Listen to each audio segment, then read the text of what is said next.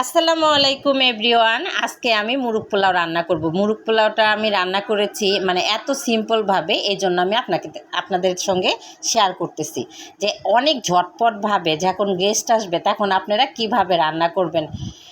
মা বোনেরা, ভাই বোনেরা এখন তো সবাই রান্না করেন, তাই আপনাদের সঙ্গে শেয়ার করতেছি।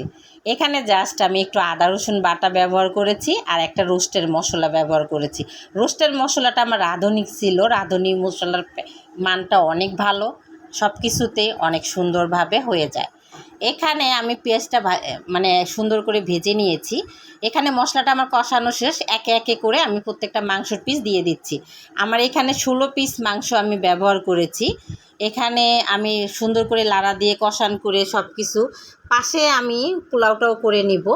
এখানে আমি লবণ দিয়েছি, তাই আমার মেয়েকে দেখাচ্ছি যে মা হ্যাঁ মনে করে আমি লবণটা দিয়েছি, কারণ অনেক সময় তো তাড়াহুড়া করে ভুলে যেতে পারি, তাই আমি এই কাজটা করেছি। পাতিলে আমি আরেকটা পাতিলে পোলাওটা করে নিয়েছি। এখানে আমি পোলাওটা আমার এত সুন্দরভাবে হয়েছিল। পোলাওটার ভিতরে এখন আমি মুরগির রোস্ট সব কিছু করে দিব। দেওয়ার পরে এটার উপরে আমি আবার পোলাও দিয়ে দিব। এভাবে বাড়তে মেহমানদেরকে দিতে সব কিছুতে অনেক সুবিধা হয়।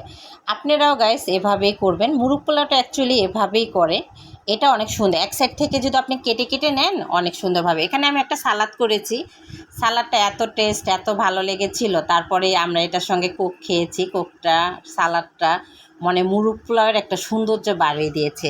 এখানে আমি মুরগ পোলাওর সঙ্গে অবশ্যই তো একটা ডিম থাকতে হবে, মাস্ট বি সব সময়।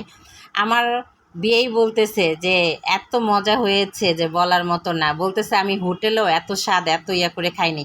দেখেন গাইস, এখানে কিন্তু আমি তেমন কিছু ব্যবহার করিনি, তারপরে এত স্বাদ হয়েছে। আল্লাহ হাফেজ।